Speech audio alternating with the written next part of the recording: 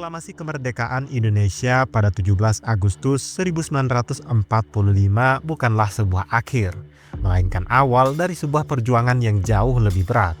Setelah kekalahan Jepang dalam Perang Dunia Kedua, terjadi kekosongan kekuasaan yang singkat. Namun euforia kemerdekaan segera diuji ketika pasukan sekutu AFNI tiba pada September 1945. Kedatangan mereka yang awalnya bertujuan melucuti tentara Jepang ternyata diboncengi oleh NICA atau Netherlands Indisch Civil Administration yang membawa ambisi kolonial Belanda untuk kembali berkuasa di bumi Nusantara. Diplomasi rapuh Perjanjian Linggarjati. Menghadapi perlawanan sengit rakyat Indonesia di berbagai daerah seperti pertempuran Ambarawa dan peristiwa 10 November di Surabaya, Belanda terpaksa menempuh jalur diplomasi. Pada November 1946, Perjanjian Linggarjati disepakati. Secara de facto, Belanda mengakui kedaulatan Republik Indonesia atas Jawa, Sumatera, dan Madura. Namun kesepakatan ini mengandung benih konflik. Indonesia diwajibkan bergabung dalam Negara Federasi Republik Indonesia Serikat yang akan menjadi bagian dari Uni Indonesia Belanda dengan Ratu Belanda sebagai ketuanya. Kegagalan penafsiran dan awal agresi. Perjanjian Linggarjati secara manual pro dan kontra. Bagi Indonesia, ini adalah pengakuan kedaulatan. Bagi Belanda, ini adalah cara untuk mempertahankan pengaruh dan menganggap Indonesia masih berada di bawah kekuasaan mereka. Perbedaan penafsiran yang fundamental ini membuat ketegangan terus memanas. Akhirnya pada 20 Juli 1947, Gubernur Jenderal Van Mook secara sepihak menyatakan Belanda tidak lagi terikat pada perjanjian tersebut. Operasi Produk dimulainya agresi militer Belanda I. Sehari setelah pengumuman Van Mook pada 21 Juli 1947, Belanda melancarkan serangan militer besar-besaran yang dikenal sebagai agresi militer Belanda I atau Operatie Produk. Serangan ini awalnya berfokus di Jawa dan Sumatera, bertujuan merebut wilayah-wilayah strategis dan ekonomis.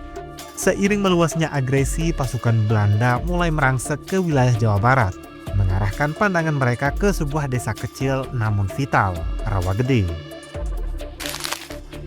Rawagede, jantung pertahanan rakyat.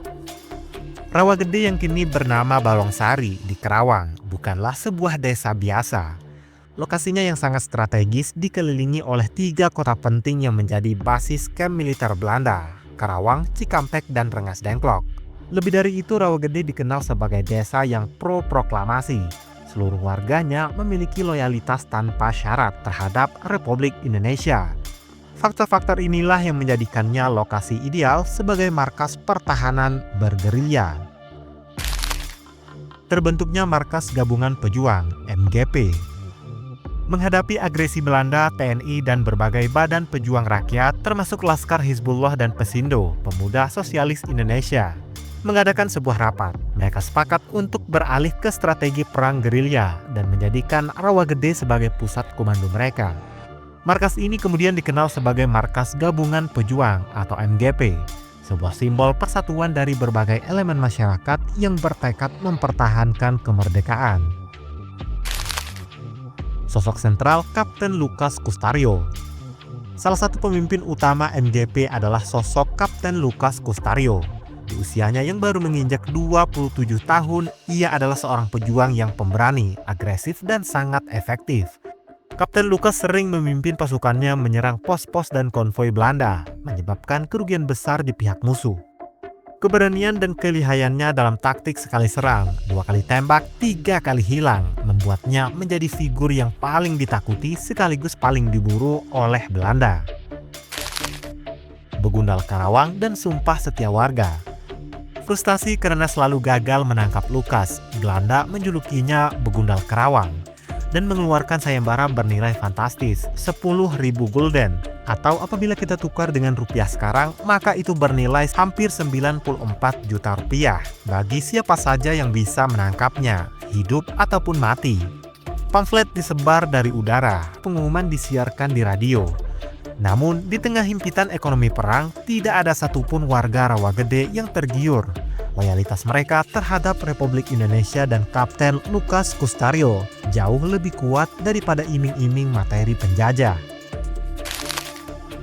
Informasi bocor dan relokasi markas. Aktivitas MGP yang intens akhirnya tercium oleh Belanda berkat informasi dari seorang lurah bernama Pak Saukim, mata-mata pejuang yang menyamar memihak Belanda. MGP mengetahui rencana serangan musuh dan berhasil menggagalkannya dengan merusak infrastruktur. Sadar bahwa Rawagede tidak lagi aman, para pejuang termasuk Kapten Lukas memutuskan untuk memindahkan markas mereka ke lokasi lain yang lebih tersembunyi.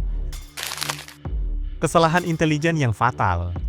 Sebuah peristiwa menentukan nasib Rawagede. Seorang mata-mata Belanda yang sebelumnya ditangkap oleh pejuang berhasil melarikan diri. Ia segera melapor ke markas Belanda memberikan informasi krusial namun salah. Ia bersaksi bahwa Kapten Lukas dan pasukannya masih berada di Rawagede. Laporan yang keliru ini menjadi sebuah katalisator.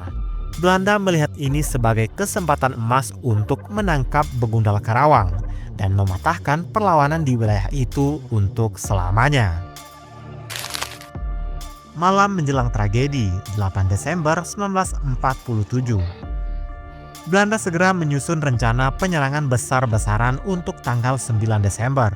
Pak Saukim, sang lurah, sekali lagi berhasil mendapatkan informasi ini dan memberikannya kepada para pejuang yang tersisa di Rawagede.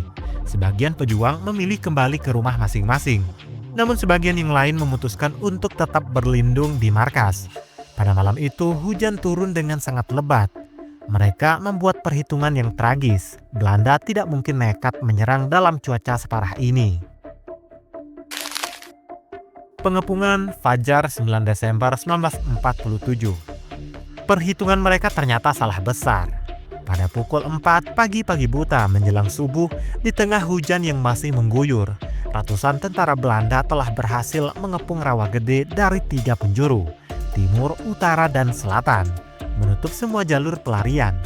Ketika warga desa yang tidak menaruh curiga mulai beraktivitas seperti biasa, para petani bersiap untuk pergi ke sawah, para pedagang mulai berangkat ke pasar. Mereka dihadang oleh tentara Belanda bersenjata lengkap. Tembakan peringatan dilepaskan ke udara. Desa itu resmi berada dalam cengkeraman musuh. Interogasi brutal dan tembok keheningan.